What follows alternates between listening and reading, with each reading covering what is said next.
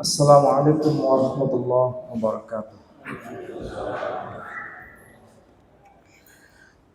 Alhamdulillahi rabbil alamin. Alhamdulillahilladzi arsala rasulahu bil huda wa dinil haqq liyudhhirahu 'ala ad-din kullih wa kafa billahi shahida. Ashhadu an la ilaha illallah wahdahu la syarika lah wa ashhadu anna Muhammadan abduhu wa rasuluh la nabiyya ba'da. Qala Allah Ta'ala fil Qur'anil Aziz, a'udzu billahi minasy syaithanir rajim. Bismillahirrahmanirrahim. Alhamdulillahilladzi wahaba li 'alal kibari Ismaila wa Ishaqa. Inna rabbi lasami'ud du'a. Al-ayah. Sadaqallahul azim. Saudara-saudara, Bapak Ibu sekalian yang saya hormati. Alhamdulillah pada waktu pukul 10:05 kita bisa bersama-sama memulai kajian kita. Semoga langkah kaki kita dari rumah menuju masjid ini semua mendapat maghfirah dan rahmah dari Allah Subhanahu wa taala. Baik, sesuai dengan tema yang sudah di-share, kita akan bahas tema sentral berkaitan dengan Bani Israel dan Bani Ismail. Bicara soal bangsa Yahudi dan bangsa Arab. Tadi saya kutipkan ayat yang termaktub di dalam surah Ibrahim, surah urutan ke-14. Bisa dicek baik melalui HP atau yang bawa Quran silakan dicek. Surah Ibrahim, surah urutan ke-14 ayat yang ke-39. Surah ini penting. Kenapa saya sebutkan ini sangat penting? Karena ini menyebut nama tokoh. Nama surahnya menyebut nama tokoh sentral yang sebetulnya tokoh sentral ini bukan hanya diyakini oleh Muslim, tetapi diyakini oleh komunitas non-Muslim, baik itu Yahudi, Samaritan, Katolik, Protestan, Ortodok, dan juga kita sendiri. Artinya kalau disebut nama tokoh ini, semua pasti paham siapa beliau. Tidak ada seorang pun yang menolaknya.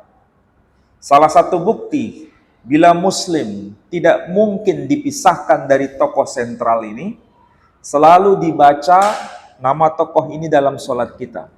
Apa yang kita baca? Ketika bertahiyat, kita selalu membaca Allahumma sholli ala Muhammad wa ali Muhammad kama shallaita ala Ibrahim wa ali Ibrahim wa barik ala Muhammad wa ali Muhammad kama barakta ala Ibrahim wa ali Ibrahim fil alamin innaka Hamidum Majid. Ini bukti bahwa Muslim tidak mungkin dipisahkan dari tokoh yang bernama Ibrahim. Tidak ada sesuatu yang negatif mengenai beliau dalam Islam. Bahkan nama beliau diabadikan menjadi salah satu nama surah dalam Quran, yakni surah urutan ke-14. Clear. Kemudian, apakah tokoh yang sama itu, yang disebut Ibrahim, juga menjadi tokoh sentral dalam agama-agama di luar Islam? Jawabannya ya. Dan kita bisa ambil pelajaran dari kalangan Yahudi. Dalam ritual harian yang disebut tevila, atau kita menyebutnya sholat, mereka juga menyebut dengan sebutan slota. Jadi kalau disebut istilah sholat bahasa Arab, as-sholah, as-sholatu khairum minan naum. as-salah. Sedangkan dalam bahasa Suryani disebut slota. Jadi slota dan as-salah itu diambil dari kata yang sama. Seperti orang Jawa dengan orang Madura, kalau menyebut sesuatu itu bendanya sama, tapi cara pelafalan berbeda. Misal, ini pintu, orang Jawa mengatakan lawang. Orang Madura mengatakan labeng. Berarti bendanya sama. Cara mengucapkan yang beda. Jadi orang kita, orang Jawa, mudah-mudahan di sini ada yang Madura, ada? Nggak ada kayaknya, nggak ada yang reaksi, berarti nggak ada. Jadi orang Madura menyebutnya labeng. Jadi itu cara pelafalan saja. Contoh yang kedua, orang Jawa mengatakan berapa? Misalnya wolu. Wolu itu berapa?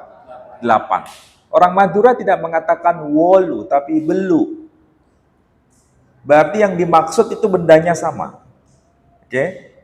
Itu cara kita menyampaikan kebenaran. Kalau dengan analisa seperti itu, tidak ada orang yang tersinggung. Tidak ada orang yang antipati. Tidak ada orang yang alergi. Tapi dengan cara bil hikmah, dengan cara seperti yang saya sampaikan tadi. Kembali pada pembahasan tadi. Orang Yahudi juga menyebut tokoh ini dalam ritual selutah atau tevila. Apa yang beliau atau mereka sampaikan dalam ritualnya itu? Mereka selalu mengucapkan begini. Biasanya ekama. Ekama itu kita berdiri. Kemudian ketika membaca teks ritual itu, dia bicara begini. Shema Yisrael Adonai Eloheinu Adonai Echad. Elohe Avotenu, Elohe Abraham, Velohe Yitzhak, Velohe Yaakov. Kira-kira mirip tidak dengan bahasa Arab tadi? Mirip. Karena kalau disebut Shema Yisrael, Adonai Eloheinu Adonai Echad. Kalau bahasa Arabnya Isma'u ya Israel, Allahu ilahuna, Allahu ahad. Kemudian sambung. Elohe Avotenu, Tuhannya bapak nenek moyang kami. Elohe Abraham, Tuhannya Abraham. Velohe Yitzhak, Tuhannya Ishak. Velohe Yaakov, Tuhannya Yakub. Perhatikan, nama 3 tokoh disampaikan dalam ritual tevila tadi. Abraham, Yitzhak, dan Yaakov. Sedangkan Quran menyebutnya Ibrahim, Ishak, dan Yakub. Jadi tokoh yang dimaksud itu pasti sama. Tidak ada seorang pun kalau mengerti begini menolaknya. Dan kalau sudah paham begini, kenapa disebut Abraham? Kita menyebut Ibrahim. Ini kan berarti cara pelafalan yang memang berbeda. Ada yang mengatakan demikian. Tapi sebetulnya orang yang mengatakan begitu, itu ngopinya kurang kental. Jalannya kurang jauh. Sehingga mengatakan Ibrahim bukan Abraham, Abraham bukan Ibrahim. Kalau kita paham Al-Quran, nama Ibrahim boleh dilafalkan Ibrahim. Jadi Quran itu kalau kita baca misalnya Bismillahirrahmanirrahim wa idh yarfa'u Ibrahimul qawa'ida minal baiti wa Ismail Rabbana taqabbal minna innaka antas samiul alim. Namanya disebut Ibrahim. Tapi boleh juga dibaca wa idh yarfa'u Ibrahimul qawa'ida minal baiti wa Ismail. Boleh dibaca Ibrahim, boleh dibaca Ibrahim. Tidak ada seorang pun ulama yang bisa bantah ini. Jadi kalau ada orang mengatakan kalau dibaca Ibrahim itu salah, berarti tadi itu ngopinya kurang kental. Karena kita baca Quran dibenarkan membaca dengan 7 cara. Ada qiraah Hafiz, ada qiraah Su'bah, ada qiraah Hisham, ada qiraah Warash, Bahkan kalau qiraah Warsh waktu saya di Maroko, itu cara bacanya mungkin kita asing. Kalau saya waktu di Maroko bacanya begini. Bismillahirrahmanirrahim. Wadduha wallaili idza saja ma wadda'aka rabbuka wa ma qala walal akhiratu khairul laka minal ula. Sampai baca begitu enggak? Enggak, karena sampean biasanya baca qiraah Hafs. Kalau saya sudah biasa qiraah Warsh. Jadi cara bacanya begitu. Supaya gampang membedakan, oh ini Warsh, oh ini Hafs. Misalnya begini. Alhamdulillahirabbil alamin, arrahmanirrahim, maliki yaumiddin. Mimnya dibaca pendek. Itu Warsh. Kalau maliki yaumiddin panjang itu Hafs. Jadi kalau kita sholat boleh pakai di antara dua itu. Masih ada yang lain. Nah ini harus dipahami sebagai muslim. Kenapa begitu? Karena Nabi mengajarkan Quran. Sahabatnya itu dari berbagai sub-etnik Arab. Bukan satu bangsa Arab, tapi sub-etnik. Nggak usah jauh-jauh. Orang Jawa saja bahasanya itu bukan satu, tapi beragam. Ada dialek Solo, ada dialek Jogja, ada dialek Banyumas, dialek Tegal itu Jawa. Apalagi Arab yang sangat luas. Ada dialek Quraisy, ada dialek non-Quraisy, dan lain sebagainya. Itulah sebabnya kalau kita bijak, tidak ekstrim. Tidak gampang menyalahkan yang lain. Kesimpulannya, Ibrahim dan Ibrahim boleh dibaca berdasarkan ayat Quran. Pertanyaannya, adakah di antara kita yang berani memberi nama anak cucu kita dengan nama Ibrahim? Itu pertanyaan. Kalau Ibrahim, semua pasti tahu. Tapi beranikah kita memberi nama anak kita dengan nama Ibrahim? Masih tanda tanya. Kalau saya nggak peduli mau mereka menyalahkan atau tidak menyalahkan, itu ladang dakwah. Kalau mereka menyalahkan, justru mereka harus belajar ulang terhadap Quran itu sendiri. Jadi Ibrahim itu juga Ibrahim, tokohnya sama. Ini sama-sama bahasa Arab. Kemudian kalau bahasa Ibrani, di situ nyambung. Karena dalam bahasa Ibrani tidak dilafalkan Ibrahim, tidak dilafalkan Ibrahim, tapi Abraham. Nah, dari sini ketemu. Ternyata Abraham itu bahasa Ibrani. Ibrahim itu bahasa Arab. Ibrahim itu bahasa Arab. Jadi titik temunya antara Ibrahim dengan Abraham di mana? Saya ulangi lagi.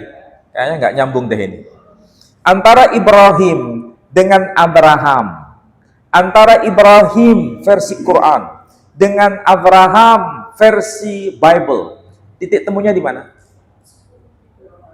Ibrahim. Dan Ibrahim itu Quran atau bukan? Quran. Nah, cerdas berarti. Seandainya tidak ada pelafalan Ibrahim, maka orang pasti akan selalu dan selalu membedakan bahwa Ibrahim bukan Abraham, Abraham bukan Ibrahim. Tapi ketika Quran mengatakan boleh dilafalkan Ibrahim, disinilah yang menjadi titik temu bahwa Ibrahim itu Ibrahim dan Ibrahim itu adalah Abraham. Oke, paham di sini? Ini kajian kampus sebetulnya. Tapi harus tahu, kalau tidak kita akan disesatkan dengan informasi-informasi yang sifatnya kebencian.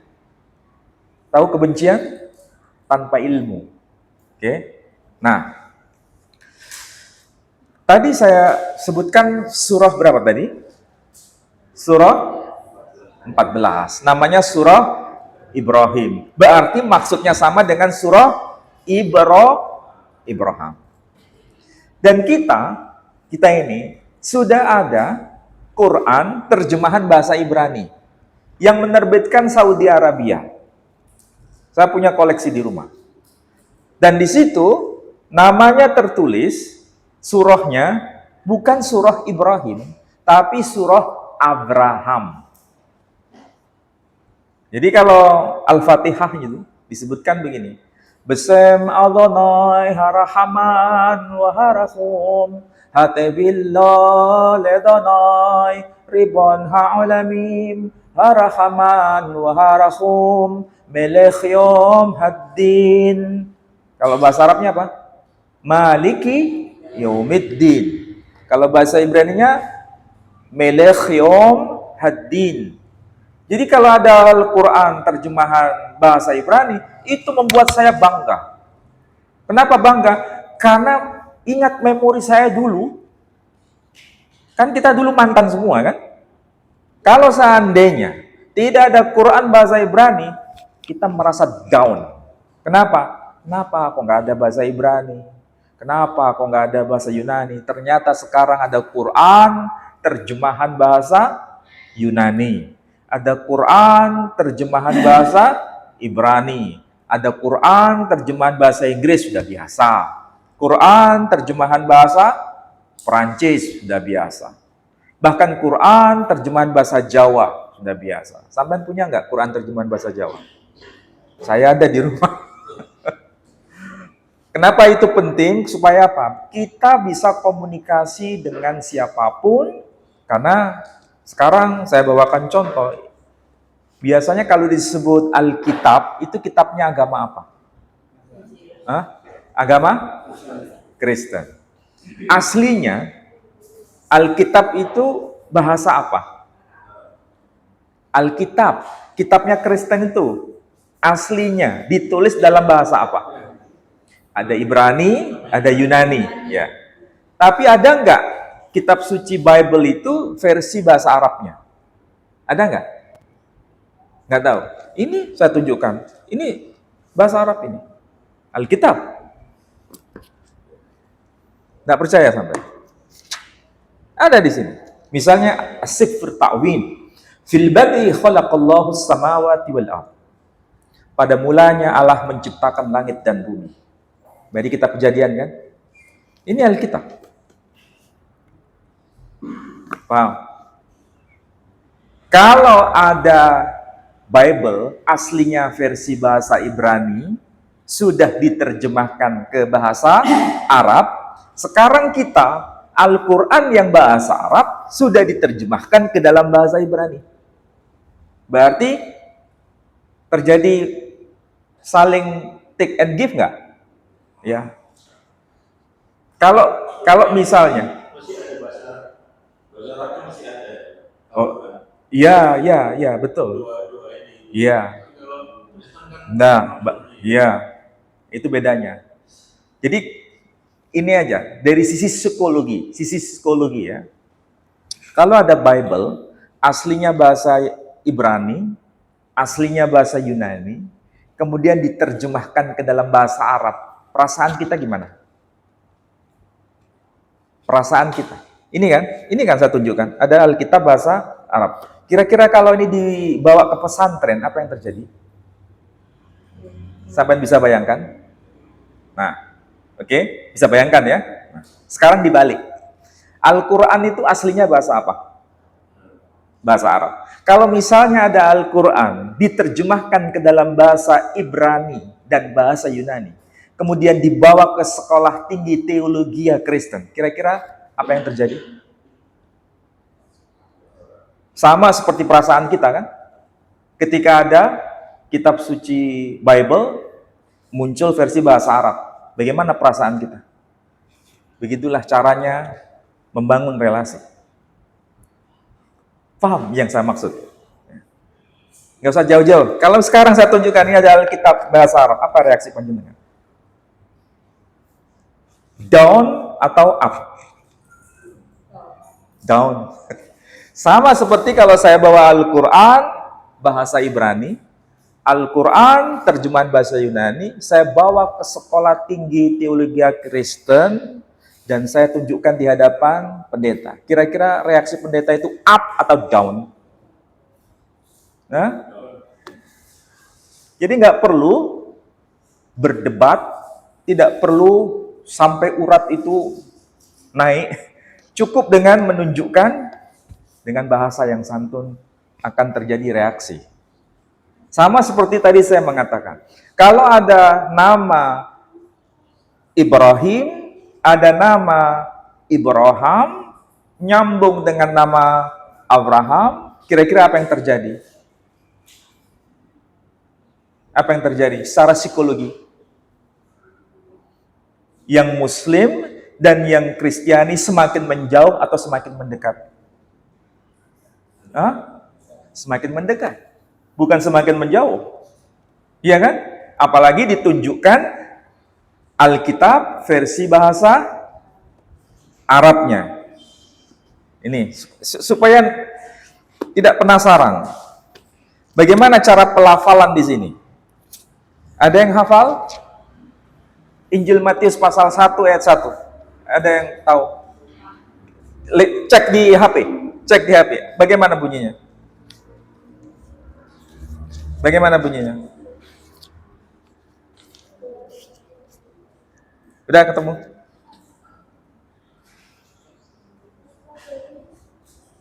Udah ketemu? Bahasa Indonesianya coba. Apa? Tertulis apa? Terus? Ulangi lagi pelan-pelan. Inilah silsilah Yesus Kristus, anak Daud, anak Abraham atau anak Ibrahim? Anak Abraham. Betul. Ya. Ada nggak yang mau jadi saksi saya di sini? Datang. Yang bisa baca teks Arab? Bisa? Ada? Percaya sama saya ya? Oke. Di sini yang versi bahasa Arab tertulis apa? Kitabu Milad Yesu Al-Masih ibni Dawud ibni Ibrahim. Di sini tertulis begitu. Saya ulangi lagi. Kitabu Milad Yesu Al-Masih ibn Dawud ibn Ibrahim. Ibrahim walada Ishaq. Wa Ishaq walada Ya'qub. Wa Ya'qub walada Yahuda. Wa ikhwatah. Bahasa Arab ini. Muncul nggak nama Abraham di sini? Enggak, Ibrahim. Jadi kalau ada orang Kristen, oh enggak, kami kaum Kristiani tidak pernah pakai nama Ibrahim. Dimanapun di kolong langit ini tidak ada namanya Abraham. Silakan cek kitab suci kami. Ketika saya sodorkan begini, nih tolong baca. Dia down atau up? Down. Kenapa? Fakta real di sini tertulis Ibrahim. Orang Kristen itu bukan hanya di sini. Orang Kristen itu juga ada di Arab. Kalau di Arab ya ngomongnya Ibrahim. Sama seperti orang Orang Muslim bukan hanya di sini. Orang Muslim bukan hanya di Arab, tapi juga orang Muslim ada di Palestina. Kalau di Palestina mereka ngomong bahasa Ibrani. Kalau menyebut bahasa Ibrani yang tertulis bukan nama Ibrahim, tapi Abraham. Udah paham? Jadi kalau begitu ada orang yang berkata, mau yang Muslim, mau yang Kristen mengatakan begini, Ibrahim bukan Abraham, berarti mereka ini ngopinya kurang kentang. Jadi yang salah siapa? Yang Muslim atau yang non-Muslim? Sama-sama salah. Kalau apa? Saya bicara itu selalu berbasis teks. Tidak ada orang yang bisa bantah karena apa? Dalilnya teks. Silakan dicek. Ini tertulis apa ini? Al-Kitabul Muqaddas ay kutubil ahdil qadim wal ahdil jadid. Al-Kitabul Muqaddas artinya the Holy Bible. Ay kutubil ahdil qadim, yakni kitab perjanjian lama wal ahdil jadid, dan juga kitab perjanjian baru. Wa qad turjima minal lughat al-asliyah, dan telah diterjemahkan dari bahasa aslinya. Darul Kutub Al-Muqaddas. Ini penerbitnya ya. Fi Syarq Al-Awsat. No. Arab semua ini.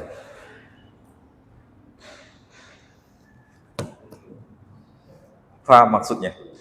Oke.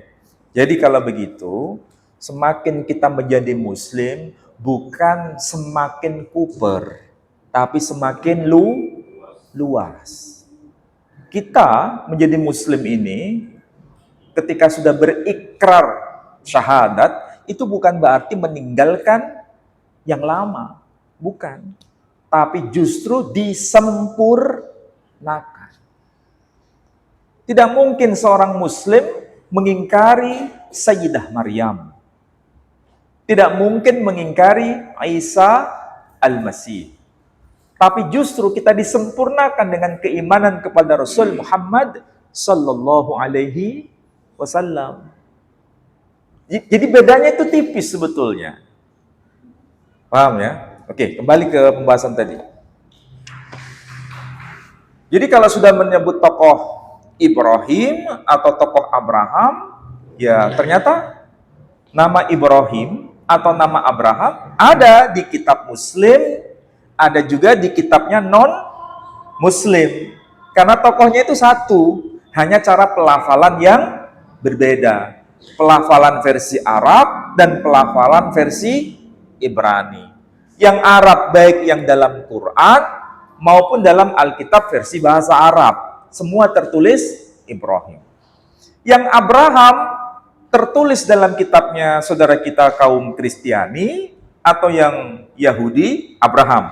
Tapi juga ada yang versi bahasa Arabnya yang mereka pakai juga tertulis Ibrahim atau Abraham? Ibrahim. Berarti mau Ibrahim versi Kristen, mau Ibrahim versi Islam, sama atau beda? Sama. Mau Abraham versi Kristen, mau Abraham versi Islam, sama atau beda? Sama. Saya terlalu cepat enggak? Oke. Nah, dari sosok figur ini, figur Abraham, ditegaskan dalam Quran tuh.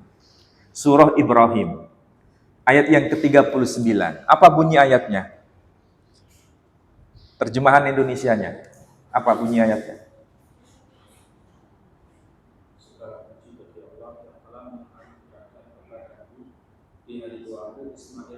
Nah, segala puji bagi Allah yang telah menganugerahkan kepada aku di masa yang sangat tua. Siapa yang usia sangat tua ini? Ibrahim. Dianugerahi apa? Keturunan. Siapa yang dimaksud di situ? Ismail dan Ishak. Inna Rabbi lasami'ud du'a. Sesungguhnya Tuhanku maha mendengar atas doa yang dipanjatkan. Kita pasti masih ingat memori kita yang lama-lama dulu. File saya itu masih ingat dulu lama-lama itu. Tidak hilang. Kita tahu semua. Nabi Ibrahim itu anaknya berapa? Anaknya satu atau lebih dari satu? Lebih dari satu. Lebih dari satu itu maksudnya hanya cukup dua atau lebih dari dua? Lebih dari dua. Masih ingat kan kita? Memang yang populer adalah dua. Siapa itu? Ismail dan Ishak. Itu yang populer. Tapi masih ada yang lain. Kita tahu yang namanya siapa itu? Dedan. Ya. Kita tahu yang namanya Sheba. Kita tahu yang namanya siapa? Midian. Kita tahu yang namanya Medan. Dan lain sebagainya. Masih ada 6. Ada 6. Ya, 6 plus 2. Jadi berapa? 8. 1 dari Sayyidah Sarah, 1 dari Sayyidah Hajar, 6 dari Sayyidah Ketura. Kalau dalam Alkitab disebut Ketura. Ya, Ketura. Ketura itu 6 anak. Kemudian dari Hajar, kalau bahasa Ibrani disebutkan Hagar. Itu Yishmael atau Ismail. Sedangkan dari Sarah itu 1. Siapa? Ishak. Oke. Tapi yang populer, yang memang ini ada mata rantai dengan Quran. Quran hanya fokus pada 2, yakni Ismail dan Ishak. Oke. Dan dalam Alkitab ini juga fokus pada 2 sebetulnya. Yakni siapa? Ismail dan Ishak. Iya, betul. Karena hanya 2 orang ini yang disapa dengan sebutan dzurriyyah menurut Quran. Mereka menyebut Zera. Jadi kalau kita tanya, Siapa anak-anak Abraham yang disebut sebagai Zera? Jawabannya cuma dua. Zera itu arti harfiahnya benih. Ya, ini istilah yang dipakai dalam The Holy Bible, versi bahasa Ibraninya. Disebut Zera. Zera itu artinya benih. Tidak disebut ben. Yang disebut ben itu hanya yang 6 tadi. Tapi bennya disandarkan kepada Ketura. Benai Ketura, anak-anak Ketura. Padahal kita tahu Ketura itu istrinya Ibrahim. Tapi kenapa Alkitab, The Holy Bible, itu menyandarkan pada istri Abraham atau istri Ibrahim? Saya tidak tahu jawabannya. Dan mereka pun juga tidak tahu jawabannya. Kenapa disandarkan pada Benai Ketura, bukan Benai Abraham? Ini pasti ada pesan. Pasti ada pesan. Dan Quran juga tidak menyinggung anak-anak Ibrahim yang lain, kecuali hanya dua. Dan dua ini kebetulan disebut sebagai Zera dalam The Holy Bible. Berarti ada mata rantai enggak ini? Ya. Pertanyaannya, apa di balik pesan itu? Apa? Ternyata jawabannya ringkas. Karena dari dua jalur ini nanti muncul nabi-nabi. Dua jalur ini. Dari Ishak ada nabi-nabi, ya. Dari Ismail juga ada nabi.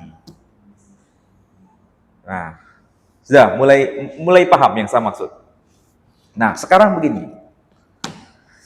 Kalau kita cek dalam Al-Quran, surah 14 ayat 39, bandingkan dengan 1 Tawarikh pasal 1 ayat 28. 1 Tawarikh pasal 1 ayat 28. Ada yang bisa baca? Terjemahan Indonesia saja.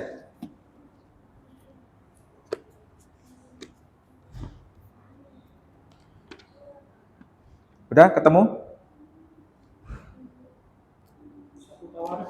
1 Tawarikh pasal 1 ayat 28.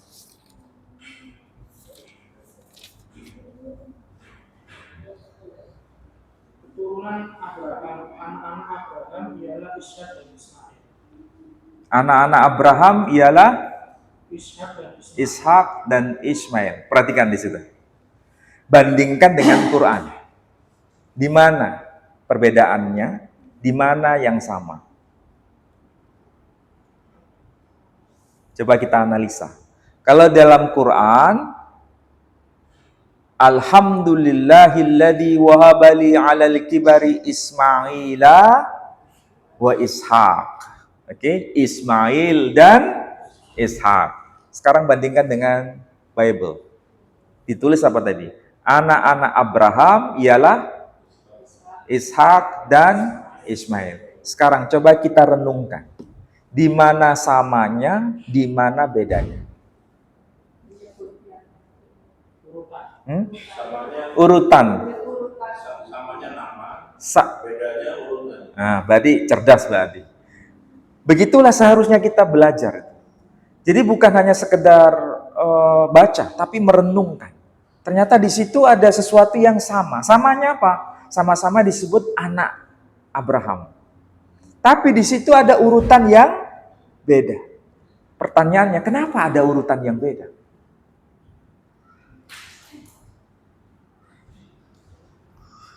Apa pesan di balik perbedaan urutan itu?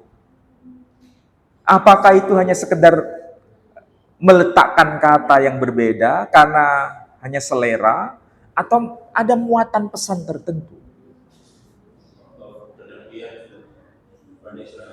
Kira-kira bagaimana cara menganalisisnya? Perhatikan ya, itu di awal ayat 28 disebut nama Ishak, baru kemudian nama Ismail. Lanjutkan ayat 29.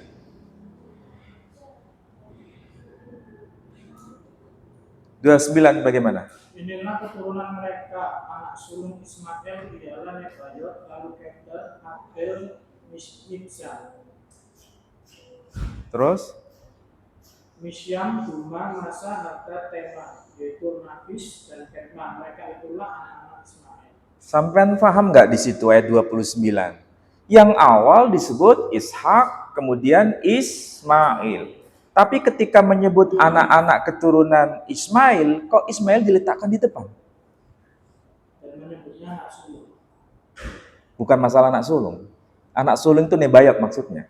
Anak sulung Ismail adalah Nebayot. Bukan Ismail anak sulung. Jangan salah paham di situ. Baca itu yang teliti. Ya, coba perhatikan di situ. Kayaknya kita ini jarang baca secara teliti ya. Terus, jadi ada sesuatu yang nggak nyambung kan? Ayat 28, anak-anak Abraham itu ialah Ishak dan Ismail. Seharusnya menyebutkan anak-anak Ishak kan? Karena di awal Ishak. Baru kemudian disebutkan anak-anak Ismail. Itu baru nyambung. Faktanya di sini, perhatikan. Anak-anak Abraham ialah Ishak dan Ismail. Kemudian disebutkan anak-anak Ismail.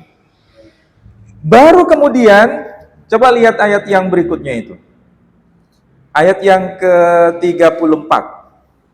34. Kok 34? Iya betul, 34. Coba baca. Abraham memperanakan Ishak, anak Ishak ialah Esau dan Israel. Nah, coba perhatikan. Aneh kan? Anak-anak Ishak disebutkan, yakni Esau dan Israel. Israel itu nama lain dari Yakub. Pertanyaannya sekarang, di awal disebutkan anak-anak Abraham, yakni Ishak dan Ismail. Tapi yang disebutkan berikutnya, inilah anak-anak Ismail. Baru kemudian inilah anak-anak Ishak. Loh, nyambung nggak? Sama nyambung nggak di situ? Seharusnya kalau itu susunannya benar, ya anak-anak Abraham ialah Ishak dan Ismail. Baru kemudian inilah anak-anak Ishak, bla bla bla. Kemudian inilah anak-anak Ismail, bla bla bla. Begitu kan seharusnya. Tapi di sini aneh. Anehnya apa? Inilah anak Abraham, yakni Ishak dan Ismail. Kemudian inilah anak-anak Ismail, bla bla bla. Baru kemudian inilah anak-anak Ishak.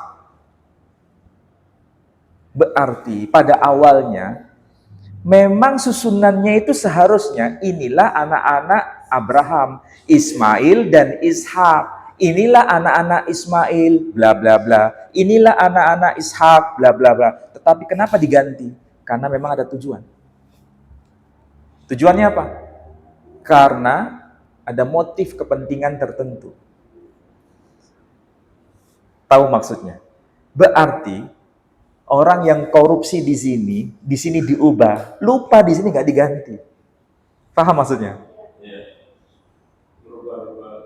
Jadi mengubahnya itu tidak total, mengubahnya itu bagian per bagian, mungkin lupa.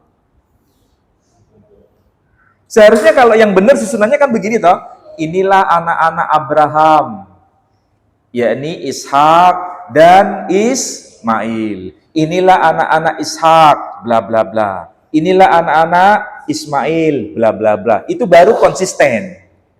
Atau redaksinya begini, inilah anak-anak Abraham, yakni Ismail dan Ishak. Inilah anak-anak Ismail, bla bla bla. Inilah anak-anak Ishak, bla bla bla. Begitu kan seharusnya. Itu konsisten. Tapi di sini ada sesuatu yang nggak nyambung. Berarti sudah diapakan ini? Diubah. Itulah sebabnya Quran datang meluruskan. Makanya Ishak diletakkan di belakang, Ismail diletakkan di depan. Tujuannya apa? Quran itu bukan berarti menganggap Ismail lebih mulia dibanding Ishak. Jangan salah tafsir. Ismail diletakkan di depan menurut Quran, Ishak diletakkan di belakang menurut Quran, itu sekedar urutan kelahiran. Tidak lebih dari itu. Berarti sama-sama mulia atau salah satu yang lebih mulia? Sama-sama mulia. Kita tidak ada kedengkian dengan siapapun. Tidak ada kedengkian dengan Nabi Ishak, tidak ada kedengkian dengan keturunan Nabi Ishak. Oke? Paham di sini ya?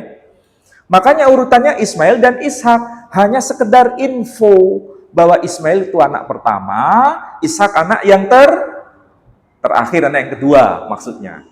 Ya lebih dari itu. Iya, nggak lebih dari itu. Nah, sekarang kembali ke Alkitab. Alkitab menjelaskan nggak kapan Abraham punya anak Ismail? Usia berapa? Usia 86. Alkitab menyebutkan itu. Kapan Abraham punya anak Ishak?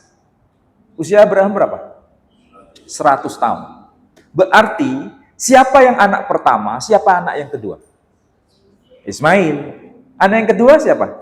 Ishak. Oke, jelaskan. Alkitab sendiri mengkonfirmasi itu. Tapi kenapa susunannya kok inilah anak-anak Abraham, yakni Ishak dan Ismail? Itu urutan kelahiran atau urutan kemuliaan? Urutan kemuliaan. Artinya ada apa?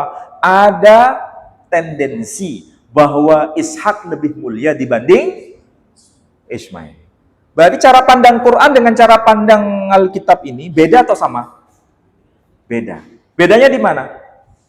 Kalau Quran urutan kelahiran, kalau yang Alkitab urutan kemuliaan. Disinilah Quran datang mengoreksi. Oke? Paham ya? Dari sini nanti bisa jelaskan nggak dengan yang lain-lain? Bisa jelaskan. Jadi Quran itu datang untuk mengoreksi. Kenapa? Karena memang inginnya apa? Bahwa orang-orang besar itu harus dari keturunan Ishak. Jangan sampai dari keturunan Ismail. Makanya nama Ismail harus disingkirkan. Nah, itu bedanya. Kalau dalam Islam tidak ada yang disingkirkan. Loh, itu kan Quran menyatakan orang Yahudi itu brengsek. Siapa yang bilang orang Yahudi itu brengsek? Nggak ada. Kalau oknum atau sebagian di antara mereka brengsek, iya. Disebutkan dalam Quran. Tapi sekaligus dipuji. Di kalangan mereka juga ada yang baik. Sekaligus Quran mengatakan, tidak semua bangsa Arab itu baik. Sebagian mereka ada yang tidak baik, sebagian di antara mereka ada yang baik. Kalau begitu, penilaian Quran terhadap Bani Israel dan Bani Ismail itu fair atau enggak? Fair. Bani Israel ada yang baik, dipuji. Bani Israel ada yang tidak baik, dilaknat. Makanya ketika mereka ada yang melanggar hukum Sabat, itu apakah semua orang Yahudi dikutuk jadi kera? Enggak, hanya sebagian. Yang melanggar Sabat dikutuk jadi kera. Tapi yang tidak, yang memelihara hukum Sabat, dia tetap mulia. Begitu juga dalam Quran. Ada enggak bangsa Arab yang istilahnya itu dianggap kemunafikannya itu sangat akut? Disebutkan dalam Quran itu. Tapi apakah semua bangsa Arab? Enggak, sebagian. Jadi tidak ada yang tendensius dalam Quran itu, nggak ada. Kalau brengsek dikatakan brengsek, kalau baik dikatakan baik. Baik itu Bani Israel maupun Bani Ismail. Tapi yang sering kita dengar, Bani Israel itu kebanyakan dianggap brengsek semua atau enggak? Iya. Ini nggak salah tak begini. Padahal Quran nggak begitu. Saya belajar Quran kepada guru-guru saya itu saya semakin tahu, oh ternyata ini bukan saling membenci. Kalau orang Yahudi memandang keturunan Ismail itu brengsek semua. Lah kalau kita menganggap mereka juga brengsek semua, berarti kan sama saja. Padahal Quran nggak begitu. Quran itu memandang Bani Israel ada yang baik, Bani Israel ada yang tidak baik. Bangsa Arab ada yang baik, bangsa Arab ada yang juga tidak baik. Semua terkafir dalam Al-Quran. Ada nggak dalam Quran ada surat Al-Munafikun? Ada nggak? Siapa mereka? Sampai cari sendiri, nggak perlu saya omongkan di sini. Oke. Nah, sekarang berarti itu sekaligus mengkonfirmasi antara Bani Israel dengan Bani Ismail, itu mereka semuanya itu terhubung nggak dengan Ibrahim? Terhubung. Pertanyaannya, apakah semua keturunan Ibrahim itu baik? Enggak, ya kan? Berarti ada sebagian keturunan Ibrahim yang brengsek, ada juga sebagian keturunan Ibrahim yang baik. Paham di sini ya? Jadi kesimpulannya begini. Keturunan Ibrahim ada yang baik, ada yang juga tidak baik. Nabi Ibrahim punya anak namanya Ishak. Ishak punya anak namanya Yakub. Yakub ini melahirkan anak-anak yang disebut Bani Israel. Bani Israel itu ada yang baik, ada juga yang tidak baik. Oke? Tidak seluruhnya baik, tidak seluruhnya tidak baik. Begitu juga tidak seluruhnya keturunan Ibrahim baik, tidak seluruhnya keturunan Ibrahim tidak baik. Berarti fair kan? Begitu juga anak Ibrahim melalui Ismail, tidak semua keturunan Ismail itu baik. Tidak semua keturunan Ismail itu jelek. Paham? Dari sini berarti fair kan Quran itu? Sangat fair. Yang baik dikatakan baik, apakah itu keturunan Ibrahim, apakah keturunan Ismail, apakah keturunan Israel. Yang jelek juga begitu. Disampaikan dalam Al-Quran. Nah, dari sinilah kita baru paham. Ternyata antara Bani Israel dengan Bani Ismail itu masih satu keluarga besar nggak? Ya, satu keluarga besar. Dari Ishak nanti muncul nabi-nabi. Ya. Dari Ismail apakah muncul nabi-nabi? Hah? Muncul nabi-nabi. Muncul nabi. Muncul nabi. Tapi disinilah ada fair Tuhan. Dari Ishak muncul nabi-nabi, tapi kualitasnya kopral. Banyak, tapi kopral. Sedangkan dari Nabi Ismail, satu nabi, tapi kualitasnya jenderal. Maksudnya apa? Seimbang. Yang sini banyak, tapi kopral. Di sini cuma satu, tapi jenderal. Makanya disebut khotaman nabiyyin. Paham di sini? Kadang-kadang kita itu ada perasaan begini. Kenapa ya kok dari keturunan Ismail kok cuma satu yang muncul? Karena memang itu ada janji. Janji Tuhan sendiri. Inilah keadilan Tuhan. Sama dengan keadilan Tuhan begini. Nabi Ibrahim punya istri pertama siapa? Istri pertama Sayyidah Sarah. Sayyidah Sarah itu istri pertama. Tapi kemudian Sayyidah Sarah mengizinkan karena dia tidak punya anak waktu itu, lama sekali. Kemudian dia meminta kepada Ibrahim, ambillah Hajar sebagai istrimu. Jadi itu atas kehendak Sayyidah Sarah. Bukan atas keinginan Sayyidah Hajar, bukan atas keinginan Ibrahim. Perhatikan di situ. Tapi atas kehendak Sayyidah Sarah. Ini yang kadang-kadang orang nggak paham. Kadang-kadang orang fokus pada Ibrahim, fokus kepada Hajar. Padahal seharusnya fokus kepada Sayyidah Sarah. Dia mengizinkan. Dan atas kehendaknya sendiri. Karena dia tidak punya keturunan. Sampai usia yang sangat tua. Dan dia berkata apa kepada Ibrahim?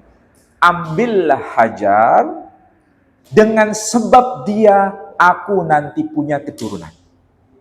Jadi nanti anaknya dari Sayyidah Hajar itu akan diambil haknya oleh Sarah. Berarti itu anaknya Sarah. Dan itu sistem dulu, bukan sistem sekarang. Kalau sekarang ada bayi tabung ya. Kalau dulu caranya itu pakai begitu. Jadi ini masa zaman kuno, jangan dipahami secara zaman sekarang. Nabi Ibrahim mengizinkan enggak? Menaati enggak istrinya tadi? Menaati apa yang dikatakan istrinya? Ya. Dan kemudian Sayyidah Hajar dinikah. Perhatikan. Kenapa Sayyidah Hajar mau? Perhatikan. Sayyidah Hajar itu bersama Sayyidah Sarah dalam satu keluarga itu bukan sehari 2 hari. Tapi dalam Alkitab digambarkan selama 10 tahun.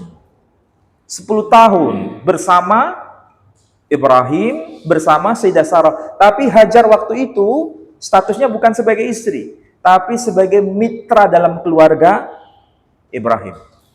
Berarti Sayyidah Sarah tahu melakukan fit and proper test selama 10 tahun. Paham di situ ya?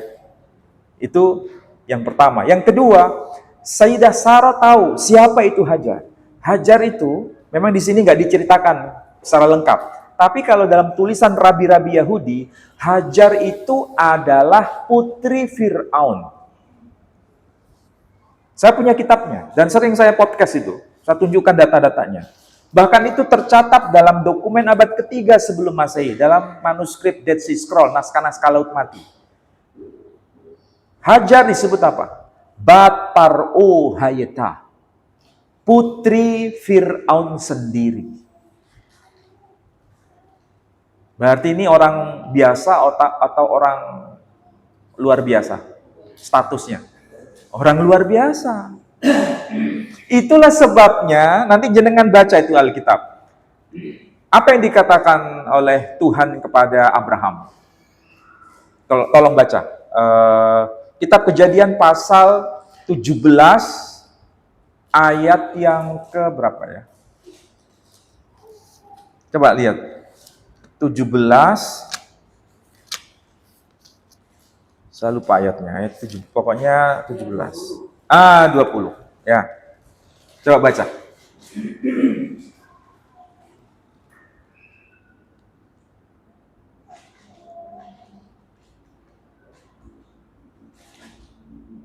Tentang Ismail, aku telah mendengarkan permintaanmu. Dia akan kuberkati, kubuat beranak cucu dan sangat banyak. Dia akan memperanakkan 12 raja. Nah, perhatikan. Dia akan memperanakkan 12 raja. Terus? Dan aku akan menjadikan dia bangsa yang besar. Nah, itu ucapan Tuhan kepada Abraham. Tentang Ismail, aku telah mendengarkan permintaanmu. Ya. Ismail nanti akan melahirkan 12 raja. Dan aku akan menjadikan dia bangsa yang besar. Kalau bahasa Arabnya di sini terus begini. Wa amma Ismail faqad sami'tu laka fi. Dan tentang Ismail, aku telah mengabulkan permintaanmu. Ha ana ubarikuhu. Aku akan memberkati dia. Wa usmiruhu wa ukatsiruhu katsiran jidda. Dan aku akan memperbanyak keturunannya dan melipat gandakan keturunannya begitu sangat banyaknya. Ini janji Tuhan kepada Abraham tentang siapa? Ismail. Isna asara ra'isan. Dia akan melahirkan 12 raja. Wa aj'aluhu ummah azimah. Dan dia akan aku jadikan sebagai bangsa yang besar. Ini ucapan Tuhan kepada Abraham. Tentang siapa? Ismail. Forskotnya, tahu forskot? Forskot tandanya, dia Ismail akan melahirkan 12 raja, dan setelah itu akan aku jadikan bangsa yang besar. Pertanyaannya, kok bisa? Kalau seandainya Hajar itu budak, bagaimana mungkin dia bisa melahirkan raja? Iya kan? Justru anak Ismail itu menjadi raja karena Ismail itu pangeran, bukan orang biasa. Dia anaknya dari Hajar. Dia adalah putri Fir'aun. Jadi nyambung di situ semua. Karena Fir'aun itu raja Mesir. Dia punya putri yang bernama Hajar. Berarti dia disebut princess, ya kan? Oke? Setelah itu dia punya anak yang namanya Ismail. Dan Ismail akan melahirkan 12 raja. Berarti nyambung nggak di sini? Justru orang yang berkata Hajar itu budak, berarti dia nggak ngerti dokumen Yahudi sebetulnya. Dan hal yang begini itu ada di kalangan Muslim yang mengatakan Hajar itu budak. Ada. Itu kalau ketemu saya tabok mulutnya. Bener, serius saya. Kenapa? Iya, baik yang Muslim juga begitu, yang Nasrani juga begitu. Padahal Yahudi nggak begitu. Sekarang pertanyaannya, Muslim dengan Kristen, ya, yang mengatakan, ini bukan semua Muslim ya, bukan semua. Sebagian Muslim mengatakan bahwa Hajar itu budak. Sebagian ya, karena tidak semua Muslim. Sebagian Muslim mengatakan Hajar itu budak. Yang Kristen mengatakan Hajar itu budak. Oke? Islam dan Kristen itu datangnya lebih awal dibanding Yahudi atau bagaimana? Mana yang lebih dulu? Yahudi, Kristen, atau Islam? Yahudi. Berarti rujukan Kristen dan rujukan Muslim harus merujuk pada yang lebih senior. Begitu kan logikanya? Kalau yang Yahudi saja mengatakan Hajar itu princess, ratu, putri Fir'aun, kenapa yang Nasrani mengatakan Hajar itu budak? Kenapa yang sebagian Muslim mengatakan Hajar itu budak? Dari mana mereka datanya itu? Iya kan? Paham maksud saya? Kita bicara dari sumber data yang ori, maksudnya yang senior, yang paling awal. Sehingga tidak kehilangan jejak di sini. Kemungkinan ya, saya hanya menginterpretasi sebagian Muslim, sebagian yang mengatakan Hajar itu budak karena pengaruh dari Kristen. Ya kan? Sementara yang Yahudi nggak begitu. Saya tanya sekarang, ada nggak dokumen Yahudi satu saja yang mengatakan Hajar itu budak? Bawa ke sini. Pasti jawabannya zero, nggak ada. Saya kalau berhujjah dengan orang begitu. Hadirkan data, menurut hujjahmu, satu saja saya minta. Datang, bawakan ke sini. Pasti nggak bisa jawab. Hidayah itu mahal. Hidayah itu bukan karena pernikahan. Hidayah itu bukan karena ekonomi. Tapi hidayah itu melalui pencarian. Dan itulah yang membuat saya kuat. Jadi karena dokumen kayak begini, saya nggak mungkin melepaskan dari Islam ini. Nggak mungkin. Karena apa? Ini temuan data nggak bisa dimanipulasi, data ini. Paham dari sini ya? Berarti bahagia nggak kita mendengar bahwa Hajar itu princess? Oh bahagia. Saya pun dulu tuh down. Masa sih? Kok Hajar itu kok budak? Tapi kok dari budak kok jadi raja? Kok aneh? Nggak nyambung. Ternyata dokumen Yahudi mengkonfirmasi itu. Betul. Karena ini adalah Fir'aun, punya putri yang namanya Hajar, diberikan kepada siapa? Abraham, untuk menjadi bagian dari keluarga Abraham. Sehingga Sarah mengatakan, ambil Hajar, oleh dia aku punya keturunan. Coba seandainya kalau Hajar tahu dia itu hanya kelas biasa, kira-kira mau nggak Sayyidah Hajar? Sayyidah Sarah?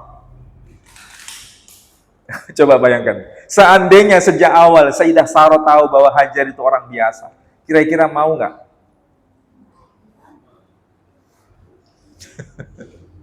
Iya kan? Coba itu analisa yang gampang sebetulnya. Nah, kemudian selanjutnya kita baru paham. Jadi keturunan Bani Ismail, keturunan Bani Israel itu sebetulnya masih keluarga besar, ya.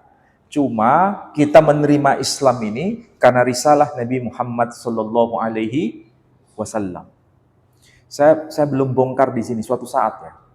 Kalau dari garis bapak ini, Nabi Muhammad sallallahu alaihi wasallam itu Bani Ismail.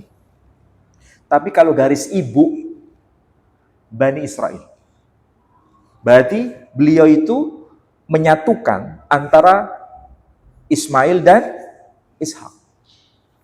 Cuma cara bangsa Arab memahami nasab itu, bin-binnya itu kan dari garis bapak. Sehingga yang dominan itu Ismail. Sebetulnya itu dari Ishak ada. Dari siapa? Dari istrinya Hashim. Nabi kita itu Muhammad bin Abdullah bin Abdul Muttalib bin Hashim. Hashim itu punya istri. Namanya Salma binti Amr.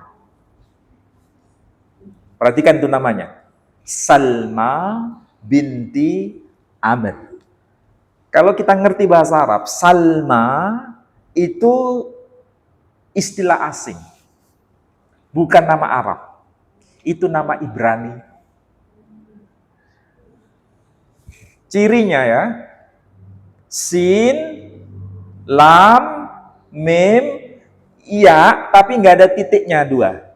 Itu yang namanya alif bengkong kalau bahasa kita. Itu dibaca alif, bukan dibaca ya.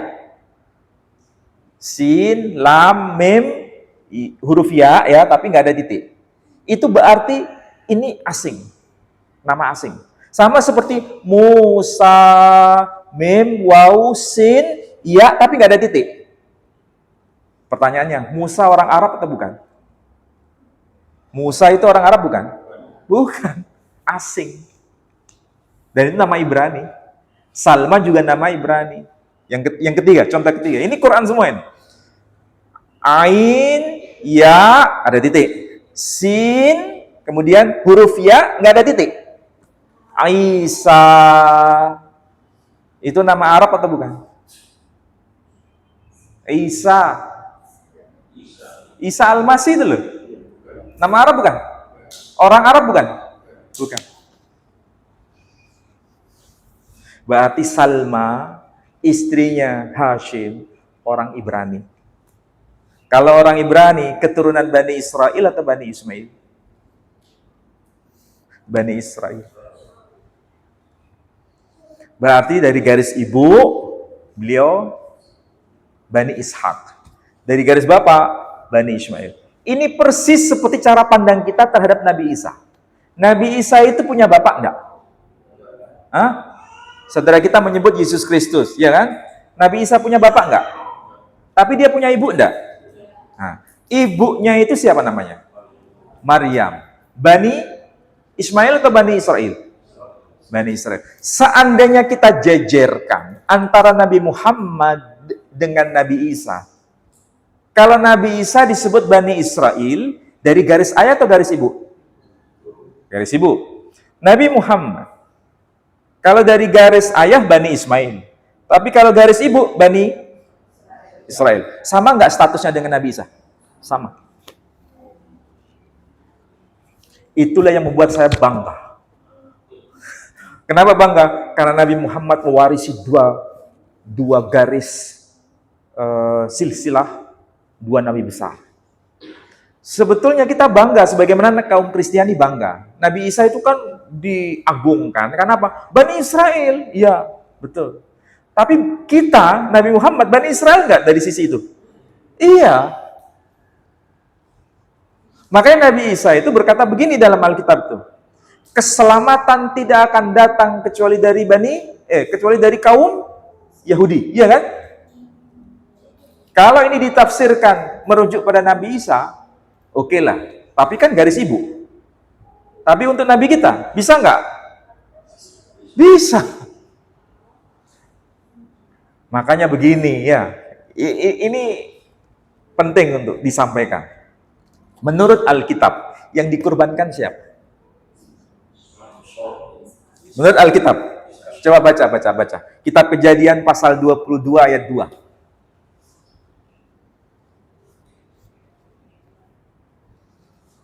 Ini sebagai penutup terakhir. Nanti sampean sampaikan kepada yang tidak hadir. Kejadian pasal 22 ayat 2.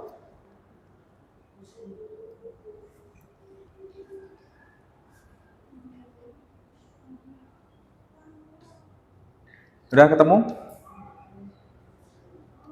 Ambillah anakmu yang tunggal itu yang kau kasih, yakni Ishak, pergilah ke tanah Moria dan persembahkanlah dia di sana sebagai korban bakaran pada salah satu gunung yang akan kukatakan kepada. Nah, menurut Alkitab yang dikorbankan siapa? Ishak. Kira-kira kalau kita bicara kepada kaum Kristiani, mereka bangga nggak bahwa Nabi Isa itu keturunan Ishak? Nabi Isa itu keturunan Ishak. Mereka bangga nggak? Karena dia diselamatkan oleh Tuhan, ya, itu yang bernama Ishak. Oke? Jadi Nabi Ishak nanti punya keturunan nanti yang bernama Isa Al-Masih. Oke? Kalau misalnya ayat itu benar begitu,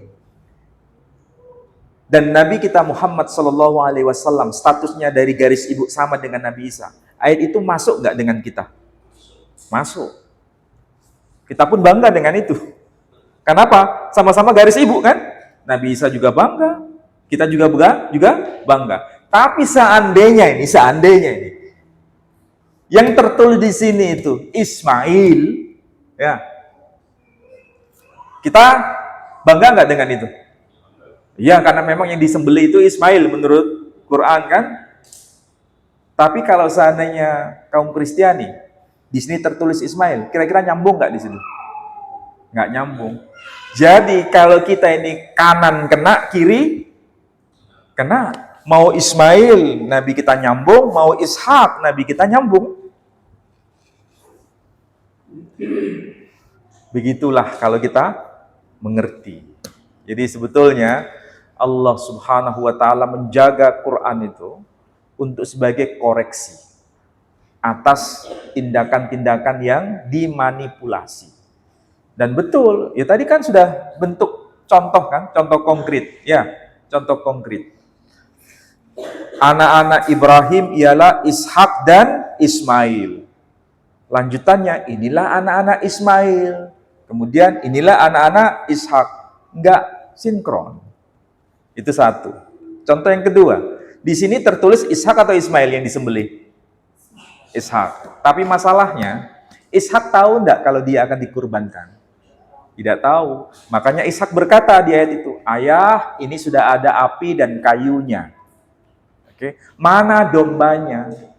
Ya kan? Coba baca itu dalam Alkitab. Mana dombanya? Berarti Ibrahim tidak terus terang ngomong kepada Ishak. Dan Ishak pun tidak tahu kalau dia akan dijadikan kurban. Maka dia berkata, "Mana dombanya?" Kemudian Abraham berkata begini, "Biar nanti Tuhan sendiri yang akan menyediakan domba itu." Itu Alkitab. Ada sesuatu yang aneh di situ. Kalau Quran beda. Quran mengatakan apa? Ya bunayya inni ara fil manam anni adbahuka. Wahai putraku yang aku cintai, aku bermimpi menyembelih engkau. Bagaimana menurut pendapatmu? Kemudian Nabi Ismail berkata, "Ya abatif'al ma tu'mar satajiduni insyaallah minas sabirin." Wahai ayahku yang aku cintai, lakukan perintah Tuhan apapun atas diriku. Semoga engkau akan menjumpai aku sebagai hamba yang bersyukur. Coba, berarti antara Ismail dan Ibrahim sama-sama tahu. Dan sama-sama ridho untuk menjadikan kurban. Sama nggak dengan informasi Alkitab ini? Nggak sama. Sesuatu yang dimanipulasi, biasanya di sini diganti. Yang sini lupa nggak diganti. Iya kan? Sampai baca sendiri, nggak perlu percaya sama saya. Baca sendiri.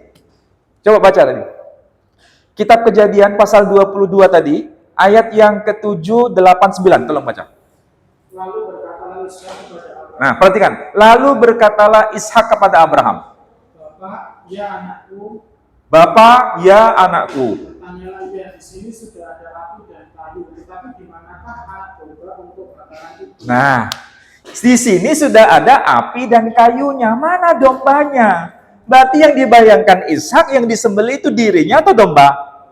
Domba. Berarti Ishak tidak tahu kalau dirinya dijadikan kurban. Dan memang Abraham tidak ngasih tahu. Makanya dia berkata kepada ayahnya, "Ayah, ini sudah ada api dan kayunya. Mana dombanya?" Aneh kan? Padahal perintah Tuhan apa? Ambillah anakmu yang satu-satunya yang engkau kasihi, yakni Ishak. Di sini ada sesuatu yang paradok. Ambillah anakmu yang satu-satunya. Tapi kok disebut Ishak? Bukan Ishak itu anak yang kedua. Ya kan? Ini kayaknya lupa ganti. Yang di sini ganti, di sini gak diganti. Akhirnya apa? Gak sinkron. Untung ada KPK. KPK kan tahu ini ada masalah, mesti di sini dicari, ketemu. Oh iya, ini ganti, ini enggak. Nah, berarti kan ketahuan. Secanggih-canggih seorang pencuri, dia akan terperosok pada kelakuannya. Kenapa? Karena pencurian itu tidak sempurna. Manipulasi itu tidak sempurna. Ya kayak begini faktanya, real. Sudah 2 bukti kan? kita kejadian kayak begitu, ayah sudah ada api dan kayunya, mana dombanya, ada masalah.